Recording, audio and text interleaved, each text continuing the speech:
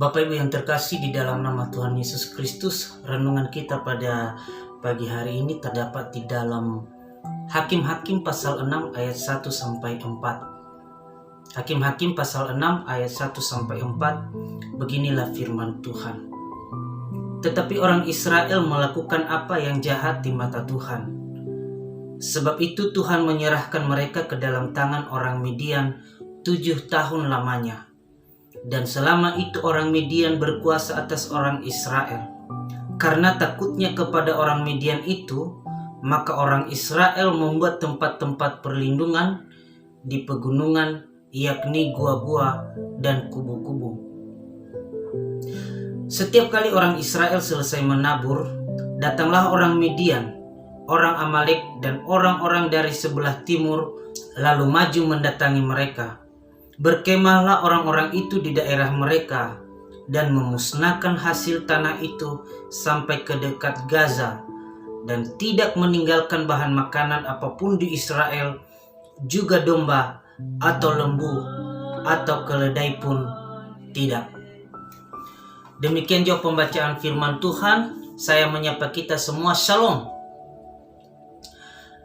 Tema kita pada pagi hari ini adalah melawan Tuhan sama halnya menderita.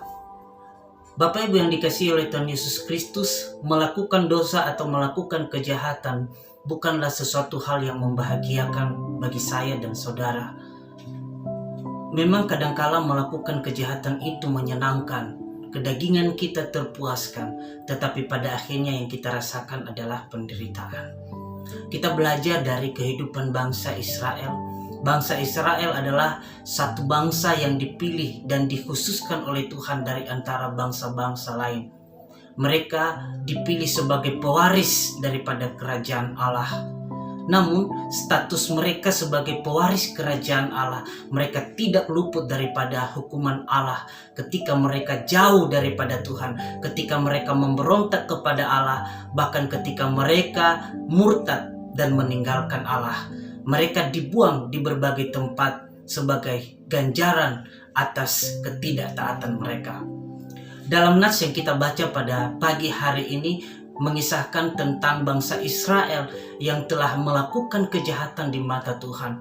Mereka diserahkan di tangan orang Midian selama 7 tahun.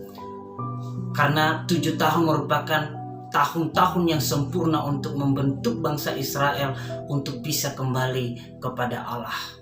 Di dalam nats ini kita melihat selama 7 tahun itu bangsa Israel mengalami kemelaratan, mengalami penderitaan.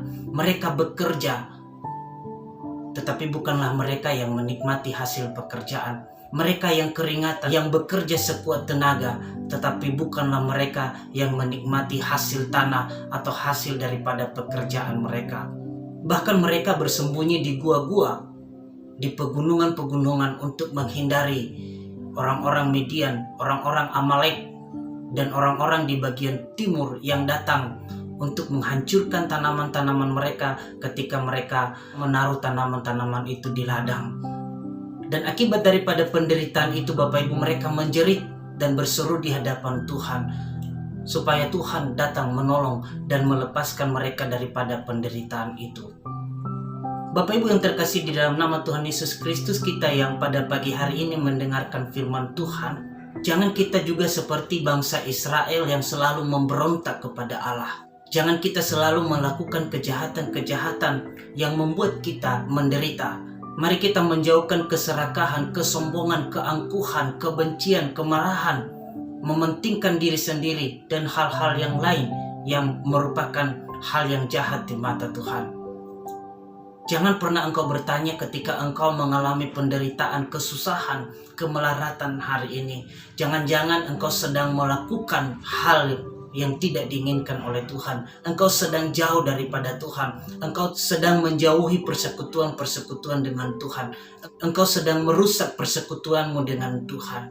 Sehingga yang Anda rasakan bukanlah kebahagiaan, bukanlah sukacita, melainkan cobaan demi cobaan, hari lepas hari. Melalui firman Tuhan yang kita renungkan pagi hari ini, hanya kembali kepada Allah satu-satunya jalan untuk mengubah hidup kita ke arah yang lebih baik. Hanya dekat kepada Allah saja yang membuat hidup kita bahagia, damai.